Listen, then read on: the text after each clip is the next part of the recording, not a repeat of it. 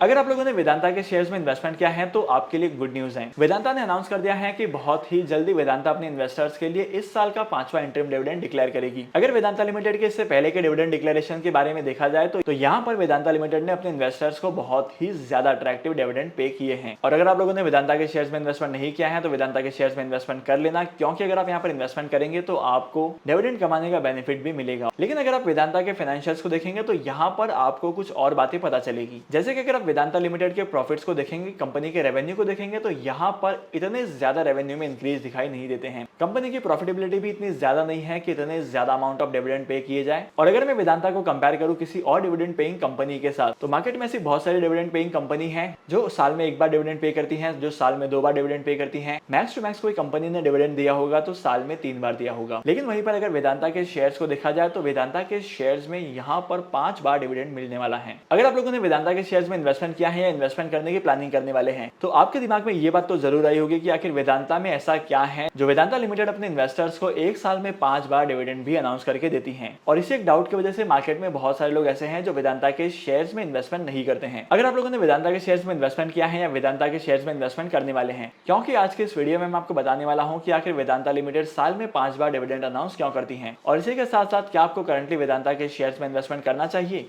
हर एक चीज के बारे में डिटेल में डिस्कशन करेंगे। तो एज यूजुअल हमारा आज का वीडियो भी इंपॉर्टेंट और इंटरेस्टिंग होने वाला है। तो आज के इस वीडियो में आगे बढ़ने से पहले अगर आप इस चैनल पर नए हो और आपने अभी तक इस चैनल को सब्सक्राइब नहीं किया है तो क्या कर रहे हो यार, इस चैनल को सब्सक्राइब करो, क्योंकि इन्वेस्टमेंट, स्टॉक मार्केट और पर्सनल फाइनेंस से जुड़ी बहुत सारी चीजें मैं आपके साथ शेयर करता हूं। तो इस चैनल को सब्सक्राइब करना तो बनता है। अब जैसे कि यहाँ पर ग्राफ में वेदांता की डिविडेंड हिस्ट्री को देख सकते हैं, यहाँ पर पहली बार नहीं है कि एक साल में वेदांता लिमिटेड 4 बार या 5 बार डिविडेंड डिक्लेयर कर रहा है। इससे पहले भी मार्केट में बहुत बार ऐसी सिचुएशन हुई है। वेदांता लिमिटेड ने अपने शेयर होल्डर्स को 2001 से डिविडेंड देना स्टार्ट किया है और आज तक डिविडेंड देते जा रही है। अगर आप डिविडेंड पेइंग कंपनीज के शेयर्स में इन्वेस्टमेंट करना चाहते हैं तो वेदांता लिमिटेड के शेयर्स में इन्वेस्टमेंट कर सकते हैं। यहाँ पर आपको बहुत ज्यादा डिविडेंड कमाने को मिलेंगे। लेकिन आप कंपनी की प्रमोटर होल्डिंग को चेक करेंगे तो यहाँ पर आपको एक चीज पता चलेगी।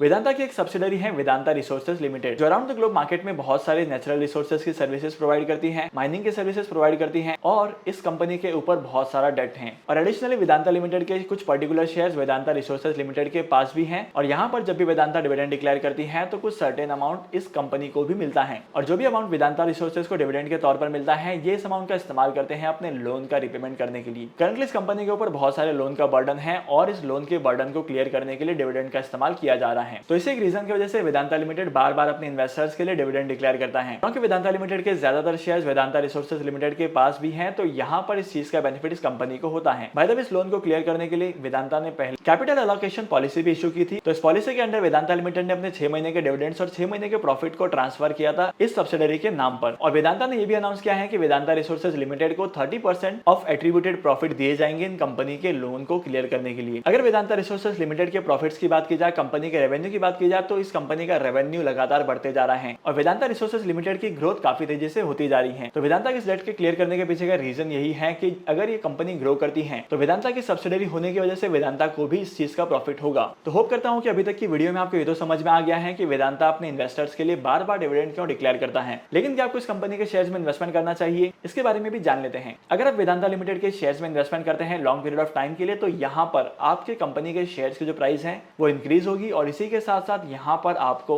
अट्रैक्टिव अमाउंट ऑफ डिविडेंड कमाने को मिलेंगे। अगर आप लोग इंडियन ऑयल कॉर्पोरेशन के शेयर्स में इन्वेस्टमेंट करते हैं, अगर आप किसी ऐसी कंपनी के शेयर्स में इन्वेस्टमेंट करते हैं जहां पर आपको डिविडेंड मिले और इस कंपनी के शेयर्स को कंपेयर करेंगे तो यहाँ पर वेदांता अपने इन्वेस्टर्स को बहुत ज्यादा डिविडेंड पे करता है। तो इसीलिए मेरा पर्सनल ओपिनियन ये कहता है कि आपको यहाँ पर इन्वेस्टमेंट करना चाहिए। डिमैट अकाउंट ओपन करने के लिए टॉप 3 ब्रोकर्स का लिंक मैंने आपको डिस्क्रिप्शन में दे दिया है, वहां पर जाकर आप डिमैट अकाउंट ओपन कर सकते हैं और स्टॉक मार्केट में इन्वेस्टमेंट करना स्टार्ट कर सकते हैं। और आज के इस इंपॉर्टेंट वीडियो को यहीं पर खत्म करते हैं। मैं आपको मिलूंगा अगली वीडियो में नए टॉपिक के साथ, एक इंटरेस्टिंग टॉपिक के साथ। तब तक के लिए signing off, happy investing and good bye.